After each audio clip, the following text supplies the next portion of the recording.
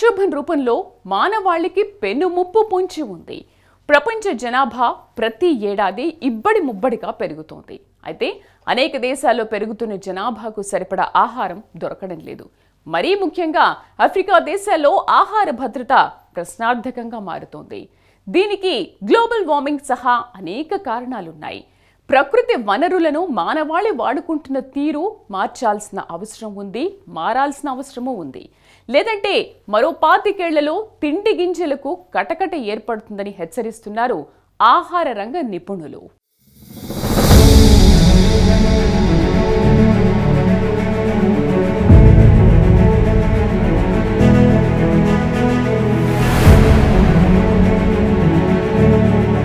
భూమి మీద మానవాళికి ఉన్న వనరులు పరిమితం, అందులోనూ సాగు భూమి మరీ పరిమితం. ప్రపంచవ్యాప్తంగా ఏ పంటైనా వేసుకోగల లభ్యత కేవలం 140 కోట్ల హెక్టార్లు. అంటే సాగునీటి లభ్యత 140 కోట్ల హెక్టార్లకే పరిమితం అన్నమాట. సాగు విస్తీర్ణం సంగతి ఇలా ఉంటే ప్రపంచ జనాభా ఏడాదికేడాది పెరుగుతోంది. 2050 నాటికి ప్రపంచ జనాభా 1000 కోట్లకు చేరుతుందన్నది ఒక అంచనా. ఇదే జరిగితే ప్రపంచం ఆహార సంక్షోభం ఎదుర్కోవడం ఖాయమంటున్నారు నిపుణులు.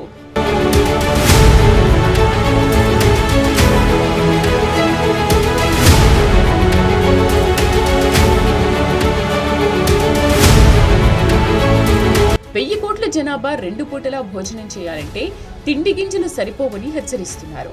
1000 కోట్ల జనాభా 2 పూటలా తినాలంటే 2017తో పోలిస్తే 70% ఎక్కువ పండించాలంటున్నారు నిపుణులు. అయితే అదంత సులభం కాదంటున్నారు ఆహార రంగ నిపుణులు. ప్రపంచ జనాభాకు తగ్గట్టు తిండి గింజలు పండించాలంటే సాగు విస్తీర్ణానికి ఉన్న పరిమితులు ప్రధాన అడ్డంకిగా మారాయంటున్నారు నిపుణులు. భారతదేశం మౌలికంగా వ్యవసాయం మీద ఆధారపడ్డ దేశం. 170 మందికి పైగా ఇప్పటికీ వ్యవసాయంపైనే జీవనం గడుపుతున్నారు.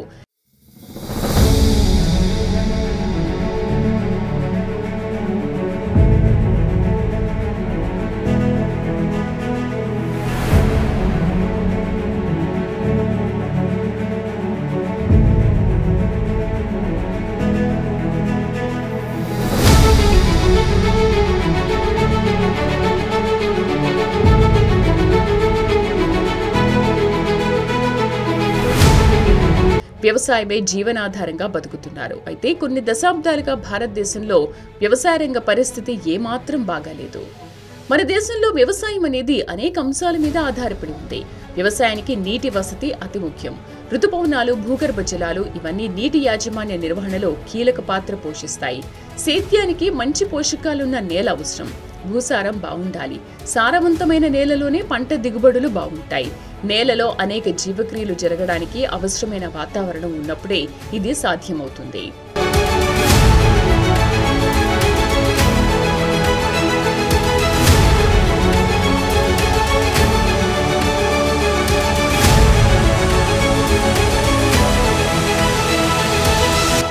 మన దేశంలో వ్యవసాయానికి యోగ్యమైన నేలకు కొరత లేదు. అయితే ఈ నేలలో 40% ఇప్పటికే దెబ్బతిన్నది. అంటే 40% నేల నిస్సారంగా మారిందన్నమాట.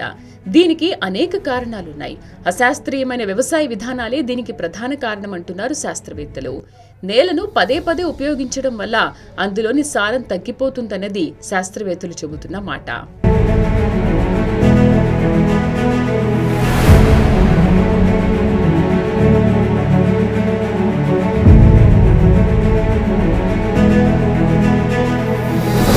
నేలలో సేంద్రియత ఎంత ఎక్కువగా ఉంటే సేద్యానికి అంత మంచిది.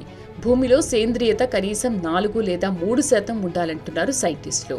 అయితే మన దేశంలోని అనేక ప్రాంతాల్లో సేంద్రియత కేవలం 0.2% మాత్రమే ఉంటుంది. ఇంత తక్కువ సేంద్రియత ఉండడం వ్యవసాయానికి ఏమాత్రం మంచిది కాదన్నది శాస్త్రవేత్తల అభిప్రాయం. అంతేకాదు పంట దిగుబడిపై కూడా దీని ప్రభావం ఉంటుందంటున్నారు.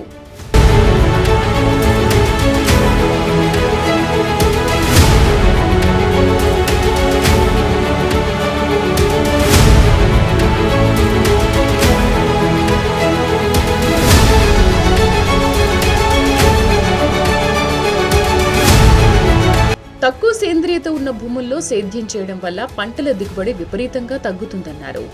అలాగే పోషక విలువలు కూడా తక్కువగా ఉంటాయన్నారు సైంటిస్టులు. భూసారాన్ని కాపాడుకోవడమే భారతదేశ వ్యవసాయ రంగం ఎదుర్కొంటున్న ప్రధాన సమస్య అంటున్నారు శాస్త్రవేత్తలు.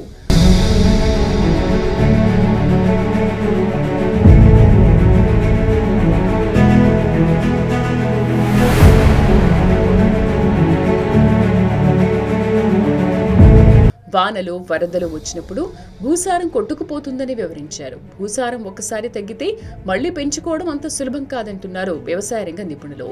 ఒక ప్రాంతంలో నేల 2.5% సెంటీమీటర్ల మందంలో సారవంతంగా మారడానికి 500 సంవత్సరాలు పడుతుందని పేర్కొన్నారు. మొత్తం మీద సారం లేని మట్టితో అన్ని అనర్థాలే అంటున్నారు సైంటిస్టులు.